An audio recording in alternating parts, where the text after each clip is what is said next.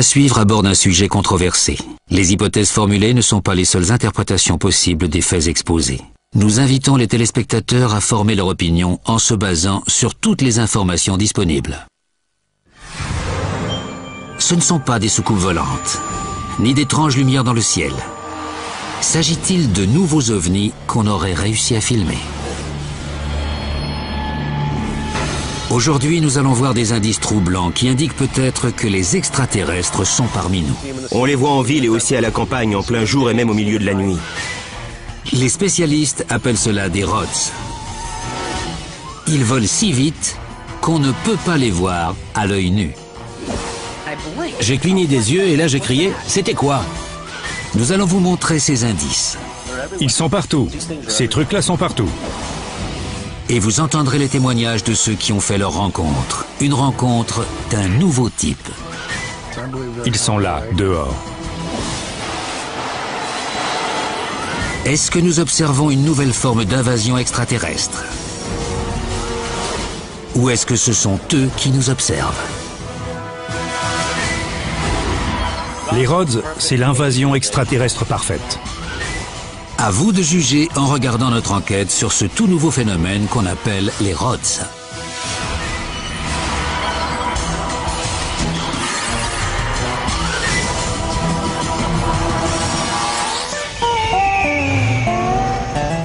Au cœur de la jungle, dans le centre du Mexique, à une demi-journée de marche du village le plus proche, on trouve une grotte qui s'enfonce à près de 450 mètres sous terre. Dans la région, on l'appelle la grotte aux hirondelles, car elle abrite des dizaines de milliers d'oiseaux sauvages. Mais elle a aussi des locataires bien plus étranges. Mark Littley et ses amis vont voir la grotte tous les ans. Ils étaient venus tout simplement pour faire de la chute libre.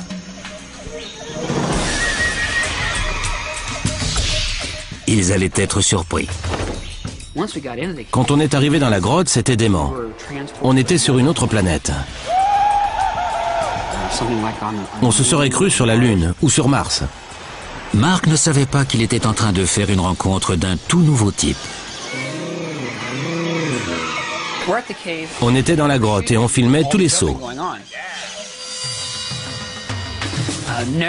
On ne se doutait pas une seconde qu'on allait voir tous ces rods sur la cassette. Après la diffusion de sa vidéo à la télévision, Mark a reçu un coup de téléphone qui allait changer sa vie. José Escamilla m'a appelé. Il était dans tous ses états. José Escamilla est le plus grand spécialiste de ces objets volants non identifiés qu'on appelle les rods. Je le vois sauter dans la grotte, et là, devinez quoi? On voit des rods partout. Il m'a pris pour un dingue. Il disait, des ovnis, des rods, vous êtes cinglés, c'est seulement un oiseau. D'abord, je n'y ai pas fait attention. Je m'en fichais un peu. Mais au téléphone, il m'a indiqué à quelle séquence on pouvait voir des rods sur les images. Je me suis dit, on va voir ce que ce type a vu. J'ai rembobiné la cassette, je l'ai repassée au ralenti. Avec mon caméscope, j'avais réussi à filmer ces créatures qui volaient partout dans la grotte. En observant sa vidéo de plus près, Mark est tombé à la renverse.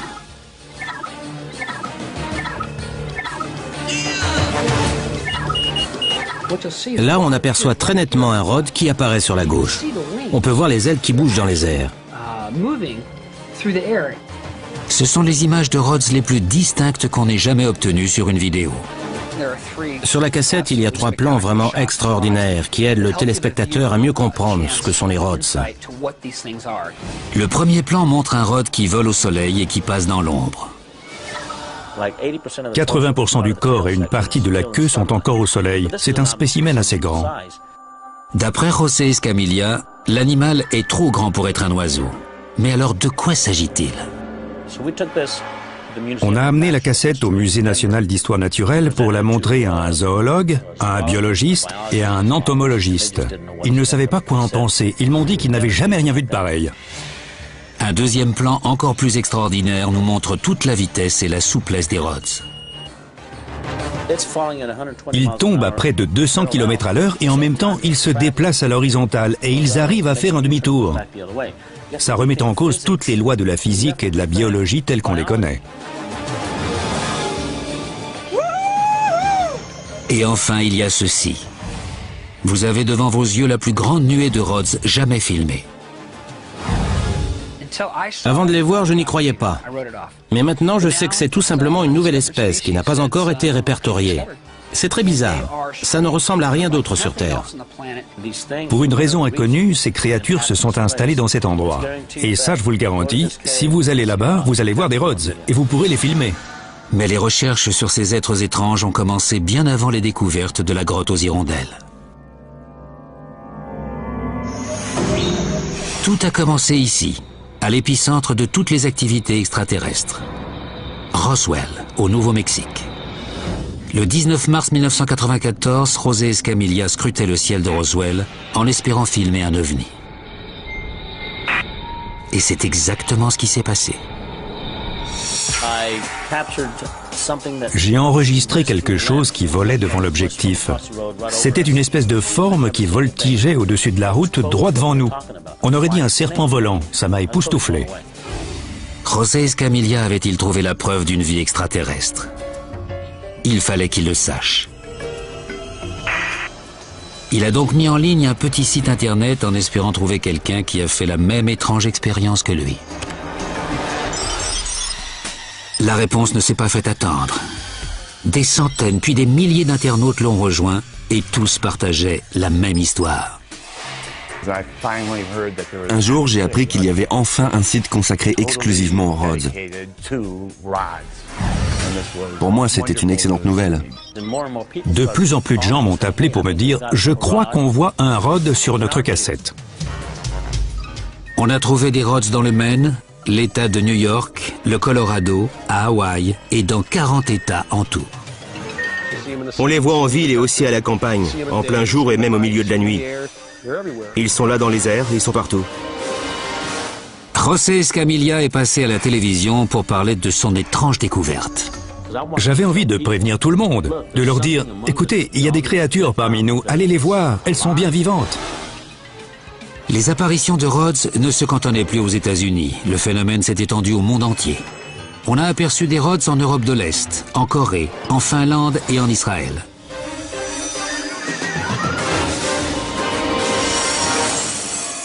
José Escamilla s'est demandé s'il n'avait pas fait la découverte du siècle. En fait, je ne tenais plus en place. Je me disais, qu'est-ce que c'est? Une espèce d'animal? Un truc vivant? On ne sait pas grand-chose de ces objets volants non identifiés pour la simple et bonne raison qu'aucun n'a jamais été capturé. Mais les chercheurs formulent des hypothèses grâce aux vidéos. C'est un animal qui se compose à l'extérieur d'une membrane de type cellulaire et à l'intérieur d'un système nerveux qui est apparemment sous forme de fluide. En ce qui concerne leurs proportions, leur largeur et leur longueur font penser à un cigare. Et de chaque côté de leur corps, sur le milieu, il y a une membrane transparente qui leur sert d'aile dans les airs et de nageoire dans l'eau. Les Rhodes font onduler ces membranes à une vitesse absolument phénoménale. Voilà donc une créature transparente, sans colonne vertébrale et qui vole à la vitesse de l'éclair. Pas étonnant que certains la croient venue d'une autre planète. Et elle est ici, sur Terre. J'ai des images où on les voit traverser la matière. On les voit passer à travers un toit. J'ai émis l'hypothèse que les Rhodes traversent les dimensions. Ce qu'il y a de sûr, c'est que ces créatures ne sont pas soumises aux lois qui régissent l'univers, comme la loi de la gravité ou celle de la physique.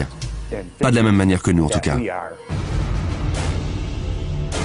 J'en ai vu s'arrêter en plein vol. J'en ai vu voler sur le côté. J'en ai vu se déplacer par groupe de 4, 5 ou 10. Et ils tournaient tous au même moment. Ces choses sont extraordinaires. J'avais du mal à le croire. Ces Rhodes que les extraterrestres nous ont envoyés sont peut-être un fléau. Un fléau que nous adresse une autre planète pour nous montrer que même une petite créature comme celle-ci peut défier les lois de notre science moderne. Les Rhodes, c'est l'invasion extraterrestre parfaite. Vous savez pourquoi? Parce qu'ils sont juste sous notre nez. Mais comme on est tellement intelligent, on n'arrive pas à les voir. Depuis quand sont-ils sur Terre? C'est incroyable, mais certains chercheurs pensent qu'ils ont toujours été là. Il est possible qu'il s'agisse d'une forme de vie ultra rapide, qui aurait constamment vécu parmi nous sans qu'on la remarque un seul instant. Est-il possible qu'en cette nuit de 1994, José Escamilla ait obtenu la preuve la plus concluante que les extraterrestres vivent parmi nous? Chaque fois que je regarde des images de Rhodes et que je vois bien que ce sont des Rhodes, je trouve ça extraordinaire et ça me donne envie de poursuivre mes recherches. Des recherches qui allaient lui causer bien des surprises. Les Rhodes sont-ils des envahisseurs extraterrestres ou des animaux de notre planète que nous ne connaissons pas encore? Jugez vous-même des indices. À Séoul, en Corée, Seo Jong-han, un ingénieur de la région, a obtenu des images extrêmement claires d'un Rhode dans une ferme abandonnée. Ils volent d'une manière très différente. Leurs trajectoires n'ont rien à voir avec celles des autres animaux. Les Rhodes ont des ailes tout autour d'eux. La même année, il a également filmé ces superbes Rhodes devant sa maison. Ils ressemblent étrangement aux créatures qui sont apparues dans d'autres parties du monde. Mais le lien avec les créatures de Corée ne s'arrête pas là. Voici un Rhode qu'un étudiant a filmé près de la province de Chungbok. C'est un ovni en forme de cigare. On l'appelle le maître du ciel. On dirait vraiment un cigare de loin. Mais vous voyez, il a des membres sur les côtés. Et il a aussi autre chose, une taille gigantesque. Il semble que ce Rhode vole derrière cette montagne au loin. Des spécialistes coréens ont calculé que cet ovni devait mesurer au moins 10 mètres de long et qu'il se déplaçait à plus de 10 000 km à l'heure. Mais les preuves de l'existence des Rhodes ne sont pas toutes sur pellicule.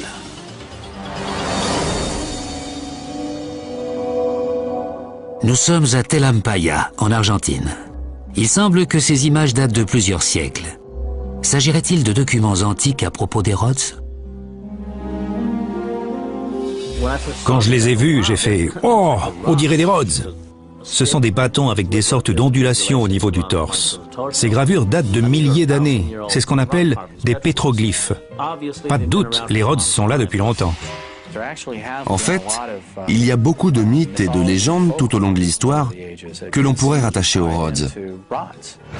Nous sommes en 1986 à Crawfordville, dans l'Indiana. Tous les habitants de la ville ont aperçu ce qu'ils ont appelé un monstre céleste. D'après leur description, il faisait 9 mètres de long. Il n'avait ni tête ni queue, mais il ondulait dans le ciel à la manière d'un serpent ou d'un poisson. La ville entière l'a vu en plein jour.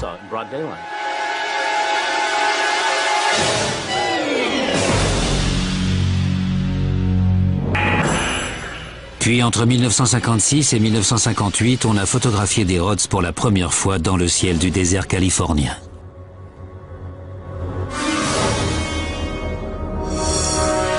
Avec un appareil ordinaire et une pellicule infrarouge, PJ Constable a photographié ce qu'il appelait des créatures.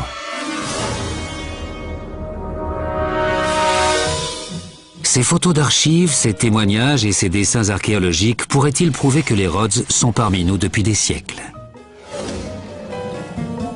Ou ces hypothèses sont-elles issues d'une simple coïncidence venue du passé? Pourquoi le nombre d'apparitions de Rhodes a-t-il explosé si soudainement? La plupart des spécialistes s'accordent à croire que c'est à cause du nombre très répandu de caméscopes.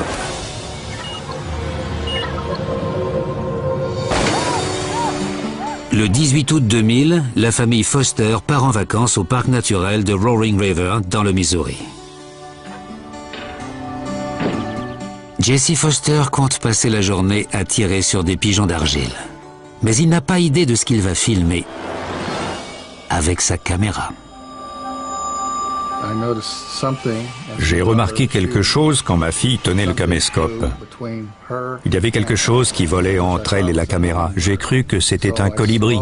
J'ai appuyé sur la touche ralentie du magnétoscope et ça ressemblait à une canne volante sans pattes. La vidéo de Jesse avait gardé son mystère jusqu'au jour où son petit-fils John a vu José Escamilla à la télévision.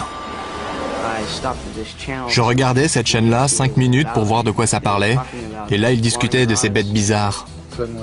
D'un coup, il se met à crier « Grand-père !» Moi je dis « Oui, tes bestioles passent à la télé !» Enfin, Jesse pouvait mettre un nom sur les créatures qu'il avait découvertes. Ils ont une couleur plutôt dorée, je trouve ça très joli.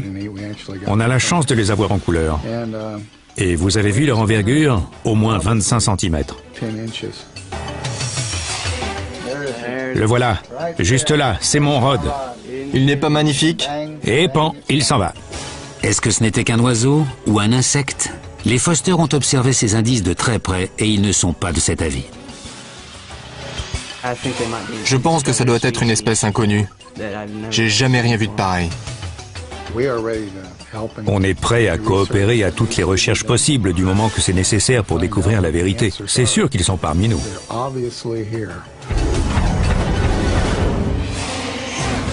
Mais les apparitions de Rhodes n'ont pas toutes été filmées au caméscope. Parmi les images les plus réussies, il y a celles que l'on voit dans ce long métrage.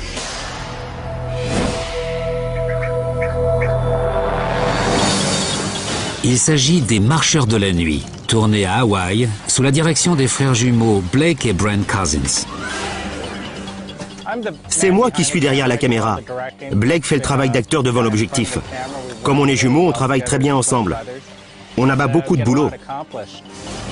Ce film est très connu dans les îles Hawaï. Il raconte l'histoire d'une équipe venue tourner un documentaire sur une légende de la région. C'est l'entrée de la grotte. On y va. Un fantôme assassin qu'on appelle le Marcheur de la nuit. En gros, les marcheurs de la nuit sont des guerriers hawaïens qui protègent les villages. Les gens d'ici en ont vu des centaines de fois. Tandis qu'ils tournaient la scène clé du film à l'intérieur d'une grotte, les deux frères ont filmé quelque chose qui n'était pas dans le scénario. On a regardé les rushs et tout avait l'air d'aller. Mais on a remarqué ces petits insectes qui volaient à une vitesse incroyable. Mais ils n'avaient jamais vu d'insectes pareils. Alors on l'a montré à des amis qui vivent dans la région et ils nous ont tous répondu la même chose. Ça, c'est pas des insectes. Les deux frères ont alors examiné toutes leurs pellicules et ils ont trouvé encore d'autres bêtes étranges. Au final, on avait filmé tout un essaim de ces trucs-là. Brent et Blake sont revenus plusieurs fois dans cette grotte, mais ils n'ont pas encore obtenu de nouvelles images, ce qui ne les empêche pas d'y croire. Arriver à filmer une chose aussi extraordinaire que les Rhodes, ça ne s'oublie pas. Et ils feront tout pour ne pas les rater la prochaine fois qu'ils ressortiront leur caméra. Le site internet que José Escamilla a consacré aux Rhodes s'est très vite fait connaître et les pièces à conviction se sont rapidement accumulées. C'est là que j'ai commencé à recevoir des images de plein d'endroits différents, des 4 coins du monde. Et plus José regardait les cassettes, plus il se demandait si ce n'était pas les Rhodes qui nous regardaient.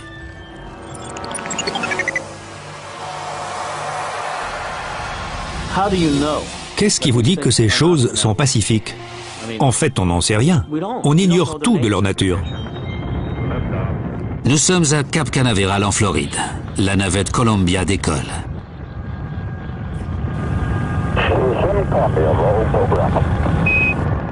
Les fusées de propulsion se séparent du bâtiment principal.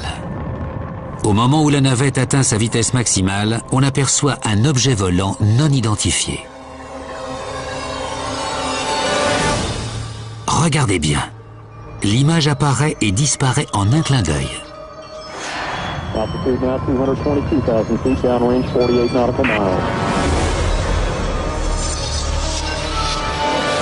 Cet ovni cherchait-il à apprendre quelque chose en volant aussi près de notre navette spatiale? Cela semble inconcevable. Mais imaginez que les Rhodes soient des créatures extraterrestres dont nous ne connaîtrions pas les intentions. C'est extrêmement difficile d'exprimer ce qu'ils veulent avec des mots. D'ailleurs, je ne suis pas sûr de savoir ce qu'ils veulent. Si les Rhodes ont vraiment été fabriqués par les extraterrestres, alors je dirais que ces ovnis sont là pour remettre en cause notre utilisation destructrice de la science. Ça ne m'étonnerait pas que ces Rhodes soient en fait une façon de se moquer de nous et de nous dire « Regardez, on sait parfaitement que vous savez voler et que vous n'êtes absolument pas conscient de ce que vous faites. » Je pense que les Rhodes ont fait l'objet d'études bien plus approfondies que ce qu'on a bien voulu faire croire aux médias et à la presse américaine. Le gouvernement américain a-t-il toujours connu l'existence des Rhodes? Dans un rapport de 1950, on a appris que les soucoupes volantes étaient le sujet le plus confidentiel des États-Unis, plus encore que la bombe H. Pas de doute, le gouvernement a menti comme un arracheur de dents pendant de nombreuses années. Vous aurez beaucoup de mal à me faire croire que le gouvernement n'a aucune idée de l'existence de ces formes de vie. Quand on voit toutes leurs images d'exercices militaires, leur silence est assourdissant. Et comme c'est déjà le cas pour d'autres activités extraterrestres, certains se demandent si l'État n'en sait pas plus qu'il veut bien le dire. Il y a beaucoup de personnes qui ont travaillé dans la marine américaine et qui disent savoir ce que sont les Rhodes. Si l'État américain connaît l'existence des Rhodes, je me demande combien il dépense, combien de documents top secrets il a accumulés en chassant ces petites bêtes un peu partout. Et si j'étais à la place des extraterrestres et que je voyais la CIA essayer de comprendre tout ça, j'éclaterais de rire. Ceux qui croient en une vaste conspiration se servent des images suivantes pour étayer leur théorie. Elles ont été tournées par la NASA à des centaines de milliers de kilomètres de la surface de la Terre. Regardez ces formes allongées. Les spécialistes des Rhodes affirment que ce ne sont ni des comètes, ni des astéroïdes. Alors de quoi s'agit-il? On a observé un certain nombre d'objets étranges dans l'espace. Et ces objets sont très similaires aux Rhodes qu'on avait trouvés dans notre atmosphère. Aucun animal ne peut survivre dans le vide interstellaire. Est-ce là la preuve que les Rhodes sont en fait des ovnis? Le problème, c'est que les gens ont des préjugés dès qu'ils entendent le mot ovni. Ils pensent tout de suite à des soucoupes volantes et à des petits hommes verts ou ce genre de choses. En fait, il s'agit purement et simplement d'objets volants non identifiés. N'oubliez pas que ces images ont été prises par les caméras du gouvernement américain. Doit-on en conclure que les Rhodes sont encore plus mystérieux qu'il n'y paraît? On se dit que certaines branches du gouvernement feraient bien mieux de s'occuper de ces trucs-là.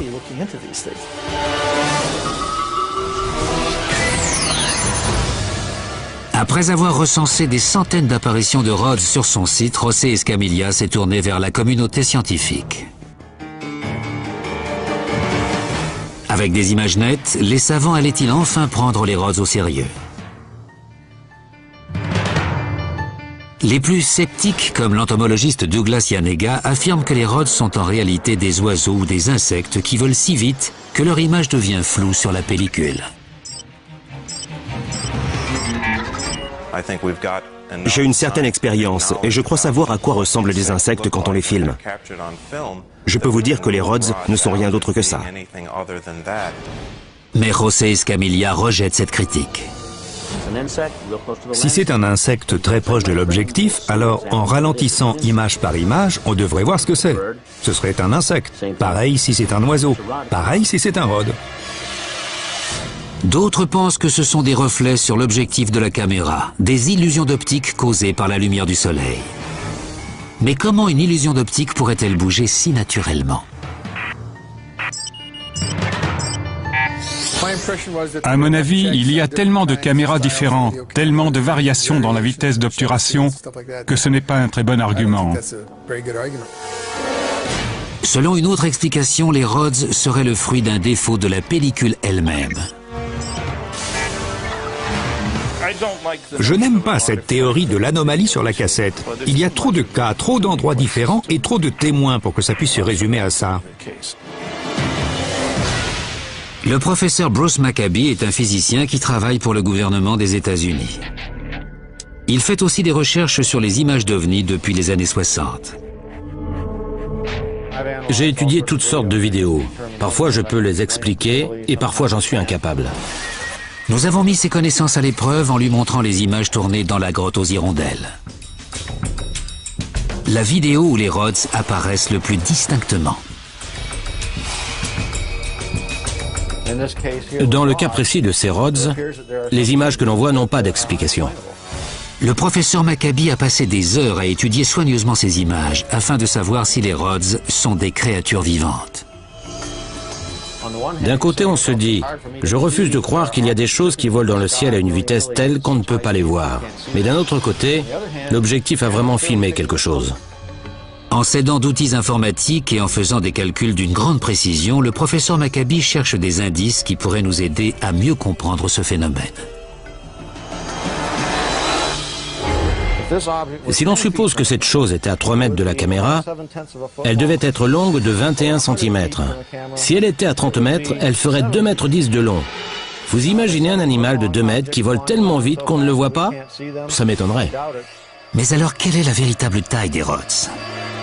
Le professeur Maccabi n'en est pas certain. Mais en se basant sur les lois élémentaires de la physique, il estime qu'ils sont plus gros que tous les insectes qu'il connaît. Je ne peux pas vous dire précisément quelle est leur taille ou leur vitesse, mais j'ai obtenu des chiffres qui dépassent les statistiques ordinaires des insectes. Si les rods ne sont ni des insectes ni des illusions d'optique, alors de quoi s'agit-il? Apparemment, ce qui a été filmé est bien réel, mais je n'ai aucune idée de ce que c'est. Comme je vous l'ai dit, ces choses ne semblent pas avoir d'ailes. Le professeur Yanega affirme que les rods ne sont pas réels, et il prétend savoir pourquoi. Dès le début, je me suis dit que c'était tout simplement quelqu'un qui avait mis la main sur des photos d'insectes flous, sans comprendre ce qu'il avait vraiment devant les yeux.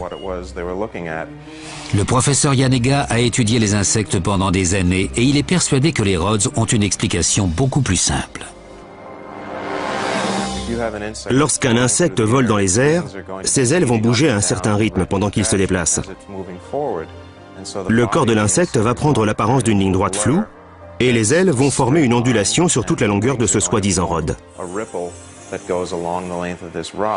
Mais d'après le docteur Maccabi, il est clair que ce que l'on voit sur les images de la grotte aux hirondelles n'a rien à voir avec des insectes flous. La longueur de la chose est réelle. On voit clairement qu'elle n'est pas accentuée par le mouvement. Le zoologue David Faulkner a lui aussi vu les images des rods. Il est convaincu que ce que l'on voit sur ces images étranges est différent de tous les animaux qu'il connaît. Parmi les millions d'insectes que j'ai étudiés, il n'y a rien qui ressemble à une chose pareille, que ce soit chez les insectes adultes ou en cours de formation. Pendant que certains continuent leurs recherches en laboratoire, d'autres travaillent en plein air dans le plus grand secret, car ils craignent pour leur carrière. Nous sommes dans un canyon reculé du sud de la Californie. 2 scientifiques partent en excursion clandestine pour photographier des rods. Le biologiste Kenneth Swartz prépare la caméra vidéo. C'est en partie pour ça qu'on est venu. On sait qu'ils existent, et si on a de la chance, on en piégera sur notre pellicule. Mais c'est comme la pêche, on ne sait pas ce que ça va donner. L'homme qui l'accompagne est un scientifique très respecté qui enseigne dans une université américaine renommée. Mais il nous a demandé de l'appeler Joe pour dissimuler son identité. D'après Joe, si on le voyait ici, ça mettrait en danger toute sa carrière. On pourrait penser que la science, c'est la recherche de la vérité. Mais en fait, c'est la recherche du financement. Alors si je proposais un projet de recherche sur les rods, par exemple, ou sur les ovnis, si j'en parlais à d'autres scientifiques, ils me riraient au nez. Et lorsque Joe a parlé de ses découvertes à ses collègues, c'est exactement ce qu'ils ont fait.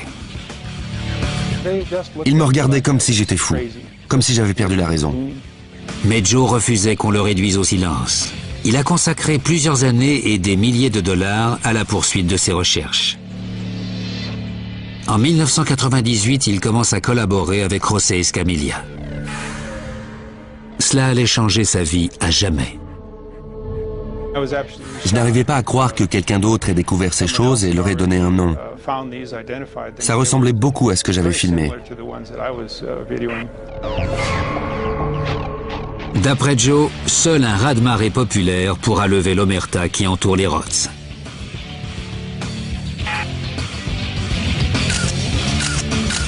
En attendant, il continue ses recherches dans le plus grand secret.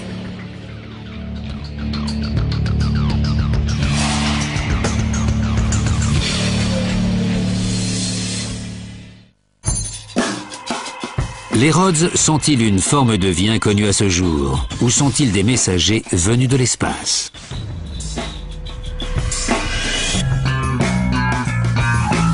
Les seuls indices dont nous disposons sont des fractions de secondes de vidéo.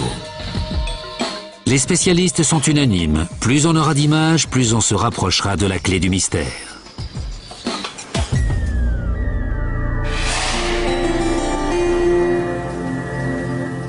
Pour l'instant, je vois rien du tout.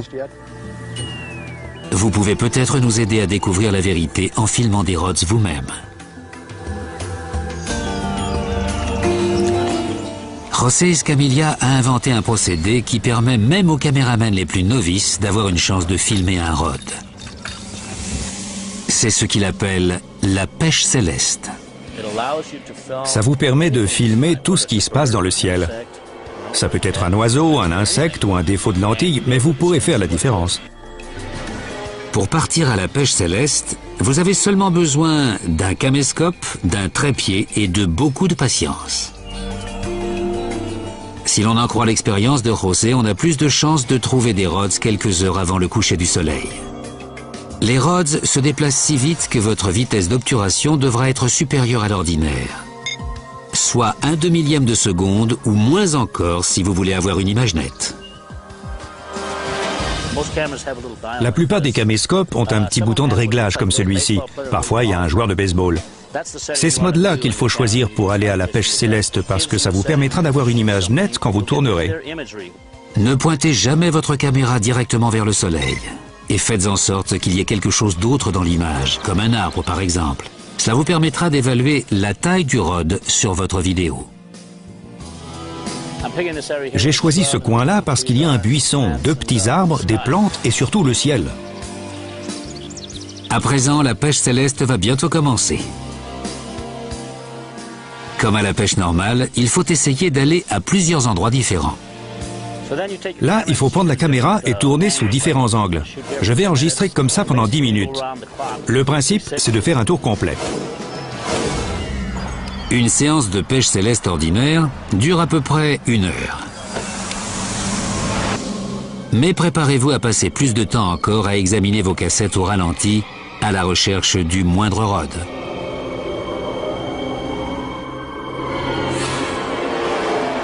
Qui sait, la vérité sur ces étranges créatures se cache peut-être en plein milieu de votre jardin. La NASA veut nous cacher la vérité. Les scientifiques veulent nous cacher la vérité. L'État veut nous cacher la vérité. Le seul moyen de savoir ce qu'il en est, c'est la pêche céleste que j'ai inventée. Essayez-la et voyez par vous-même. Attendez-vous à des surprises. Ils sont bien là. Mais si vous n'avez pas de caméscope, vous pouvez quand même mener vos propres recherches. Édouard Lopez a recensé plus de 100 apparitions sans même quitter son appartement. Comment s'y est-il pris? En regardant la télévision. Je trouve mes sources à chaque fois que j'allume la télé, que ce soit un film, un documentaire, un reportage ou un incendie en direct. Il a commencé à enregistrer ses programmes il y a 5 ans, après avoir entendu parler des recherches de José. Avant que José en parle, j'avais jamais rien vu de pareil. Rien qui ressemble à un Rhode. Mais au fur et à mesure, Édouard a appris à repérer les Rhodes, à trouver des apparitions qui auraient pu passer inaperçues. Je regarde jamais ce qui se passe au premier plan. Dès qu'on voit un peu de ciel, c'est là que je regarde tout de suite. J'écoute le son, mais je regarde ce qu'il y a au fond de l'image. Les recherches d'Édouard Lopez ne se limitent pas à un genre en particulier. Il a repéré des Rhodes dans des programmes de télé-réalité, tout comme dans des documentaires animaliers. Ces images proviennent de milliers d'émissions différentes depuis 1999. Selon lui, il suffit de s'intéresser au paranormal et d'avoir une télévision pour devenir un chasseur de Rhodes. À partir du moment où on s'y intéresse, le regard et l'esprit s'élargissent et on voit des choses bizarres. C'est une sorte de flou. Et il y a des chances pour que ce flou soit un Rhode. D'habitude, les images de Rhodes sont floues. Mais le pilote d'hélicoptère Luca Rostano a réussi à obtenir des spécimens très nets. Il y a 3 pattes de chaque côté et une petite queue. Il faut vraiment le voir de ses yeux. C'est très difficile à décrire. Un jour d'été, 1999, Luca et un autre pilote partent se balader au-dessus du littoral hawaïen. Pour une fois, j'avais la chance d'être passager. Donc j'avais pas besoin de m'occuper des contrôles de l'appareil et j'avais tout le temps de prendre des photos de l'île de Kauai. Luca se souvient qu'il a mitraillé ce paysage spectaculaire avec son appareil 35 mm. À l'époque, il n'avait aucune idée de ce qu'il capturait sur sa pellicule. C'était exactement ce qu'on voit aujourd'hui. C'était le même paysage que celui-là. Je me doutais pas qu'il se passait quoi que ce soit dans cette vallée, jusqu'à ce que je fasse développer les photos. Luca n'arrivait pas à expliquer les deux formes étranges qui apparaissaient sur ses photos. En tout cas, jusqu'à ce qu'il voit d'autres Rhodes à la télévision. J'arrivais pas à le croire.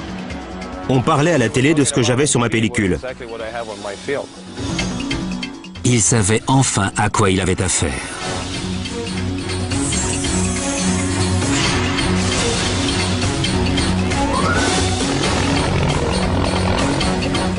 Ces photos ont été prises à peu près 20 minutes d'écart de chaque côté de l'île. Les chances que cela arrive sont infinitésimales.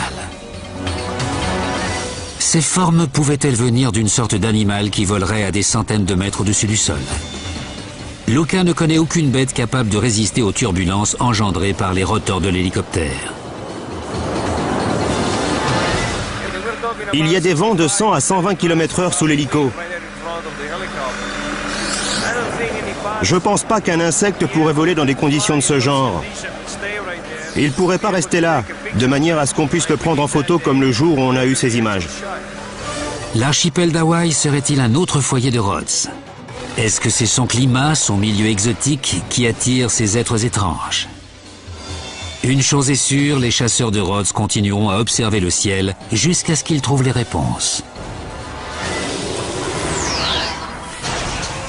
Parmi les centaines d'apparitions de Rhodes recensées par José Escamilla, la plus incroyable est peut-être celle qui a eu lieu le 19 mai 1999. Ce jour-là, les habitants de l'État d'Oklahoma courent s'abriter, car il y a une tornade qui ravage la région.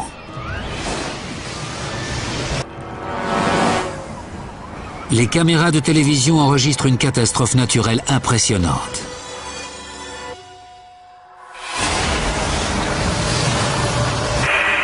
Pendant ce reportage en direct d'un hélicoptère météo, le plus grand Rhode du monde apparaît sur les écrans. C'est une très grosse tornade. Elle est absolument immense. Elle doit faire 1,5 km de largeur. Et là, mon Dieu, on voit un Rhodes sortir de ce qui a été la pire tornade de toute l'histoire d'Oklahoma City en mai 1999. Si l'on en croit José Escamilla, la forme blanche qui surgit des nuages serait un Rhode immense de 15 mètres de long. Serait-ce un arbre arraché par la tempête? José n'est pas de cet avis. La forme apparaît et disparaît en un trentième de seconde. Qu'est-ce qui serait capable d'une chose pareille, sinon un Rhode?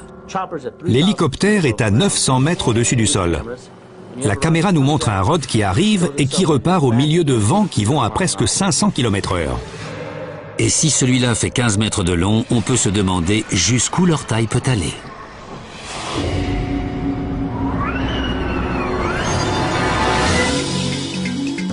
Maintenant que vous avez vu les images et que vous avez entendu toutes les différentes hypothèses et les explications possibles, est-ce que vous croyez aux Rhodes?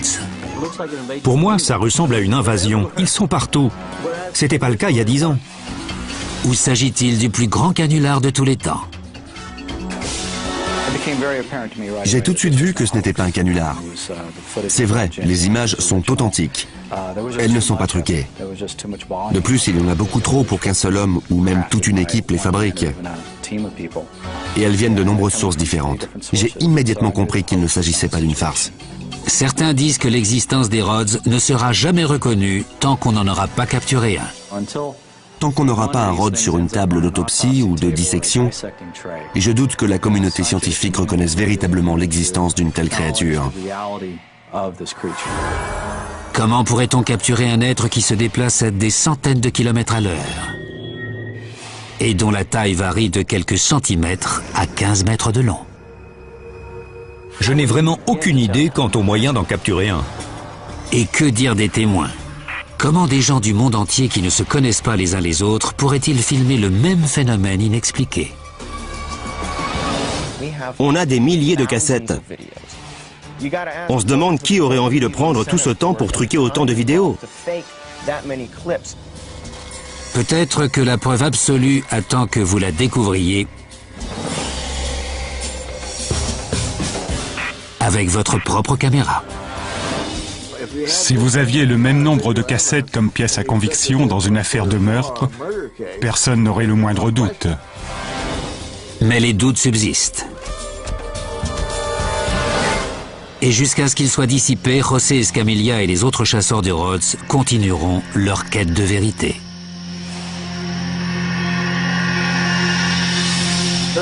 Plusieurs fois, je me suis dit, au fond, à quoi ça sert? Pourquoi je fais tout ça? Mais vous savez pourquoi? C'est parce que je veux découvrir ce que c'est.